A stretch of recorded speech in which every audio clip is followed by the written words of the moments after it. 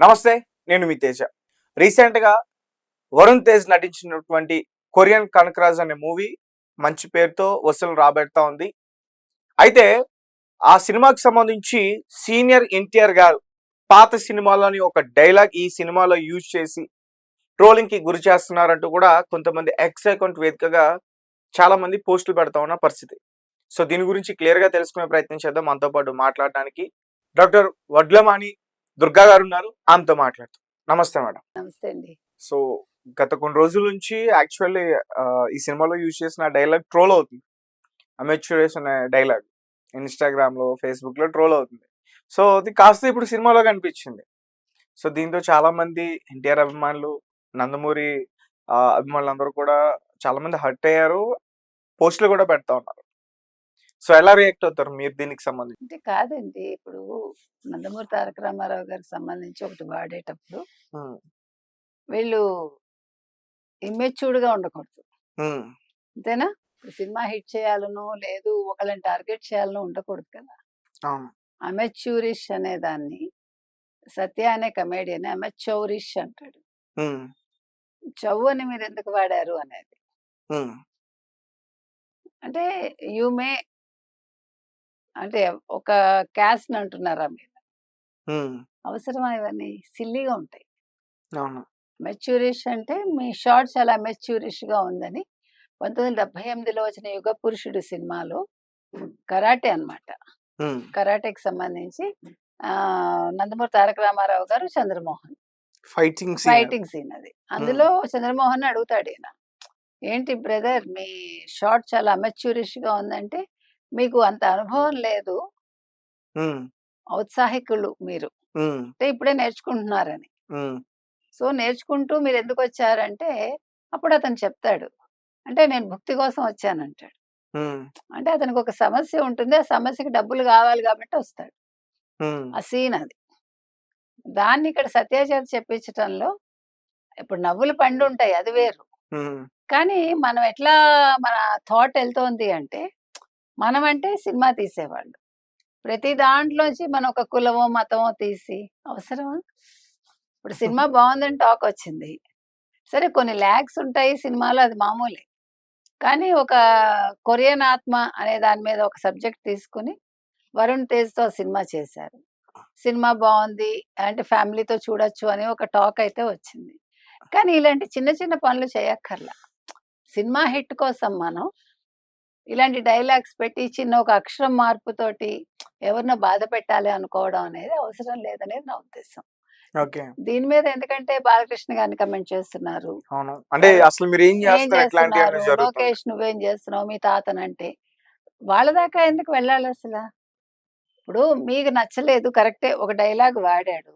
ఇలా ఎందుకు వాడావని అడగాలి తప్ప, ట్యాగ్ చేస్తున్నారంటే అది పొలిటికల్‌గా ఒక పార్టీ వాళ్ళు పెట్టేదనే కదా! హ్మ్.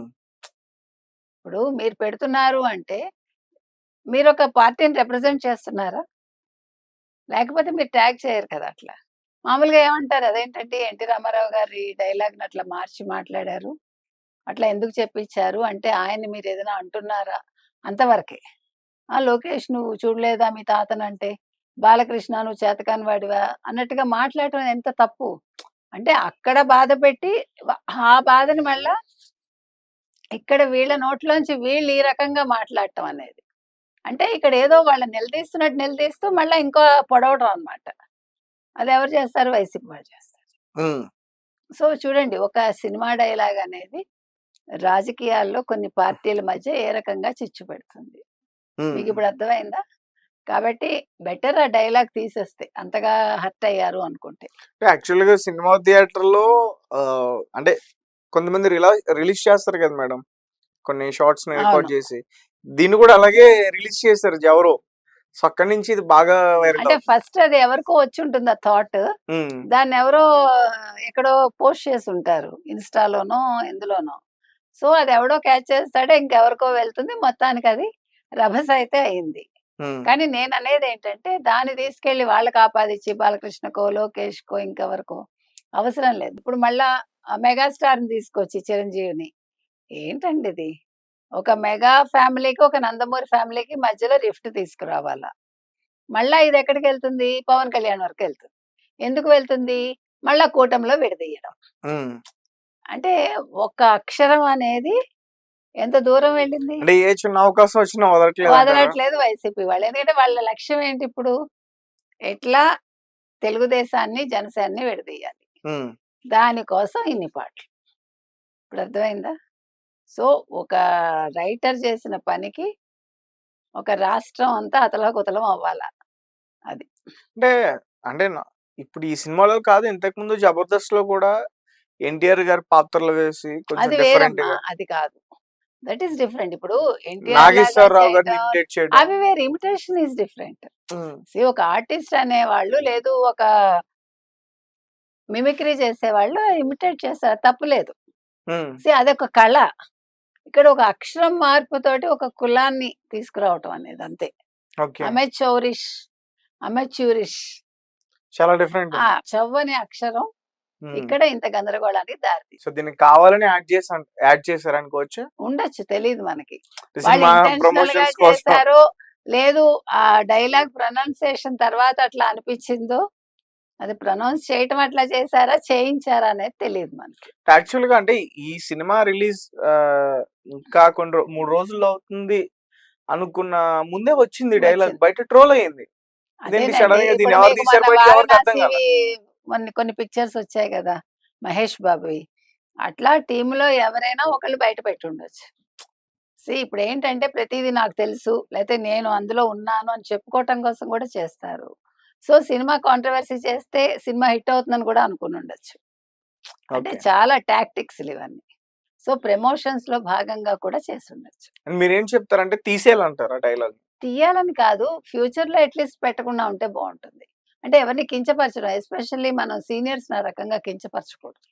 ప్లస్ ఇవి రాజకీయంగా ఇప్పుడు ప్రతిదీ కూడా రాజకీయం అవుతోంది కాబట్టి మీరు రాసేటప్పుడు ప్రతి అక్షరం ఆలోచించి రాయమంట. అని ఈ మధ్య చాలా అంటే అంటే మీకు సీనియర్ సోషల్ మీడియా వల్ల సోషల్ మీడియాలో సీనియర్ ఎన్టీఆర్ గురించి చాలా మంది అనేక వ్యాఖ్యలు చేస్తున్నారు మేడం. అంటే ఆయన ఫుడ్ అది తిన్న కూడా దాని తప్పండి. గురించి, అదే ఆయన అంటున్నాను ఇన్ని నేను. బజ్జీలు తిన్నారు, ఇన్ని ఇడ్లీలు తిన్నారు అని అదేదో చెప్పి. గొప్ప అనుకుంటున్నారు. ఆ. అది కూడా వ్యంగ్యంగా చెప్తున్నారు. అవును, అది కావాలని అవసరం చెప్పి చేస్తున్నారు. అవసరం లేదు అది. ఇప్పుడు ఒక్కొక్కళ్ళు ఒక్కొక్కలా తింటారు. వాళ్ళ ఇప్పుడు అందరికి ఇప్పుడు మనం అరిగించుకోవాలన్నా అరిగించుకోలేము. అది అదృష్టం వాళ్ళకి తినగలుగుతున్నారంటే. ఉమ్. తిని అవును. ఆ రకంగా ఒక క్యారెక్టర్ చేయమనండి పౌరాణికం ఆయనలాగా. అంత నగలు మోస్తూ ఆ డైలాగ్స్ చెప్తూ ఎంత కష్టం అది. ఆ అవును. తల మీద కిరీటం మోస్తూ అన్ని కిలోల బరువు మోస్తున్నారంటే ఆయన తిన్నాడు కాబట్టి మోయగలిగాడు. మనం చేయగలం అట్లాగా. ప్రతిదీ మనం వ్యంగ్యంగా మాట్లాడటం, లేదు దాంట్లోంచి ఏదో పన్ను అనుకోవటం. కానీ మనం ఏమనాలి మూర్ఖులం అవుతున్నాం ఆఖరికి. ఎందుకంటే మనకు చేయటం రాదు, మనకు చేత కాదు. మనకేమొచ్చు ఎదురువాడిని కమెంట్ చేయడం వచ్చు. ఈ అలవాటు మానుకుంటే మంచిది. Right. Thank you madam. Thank you.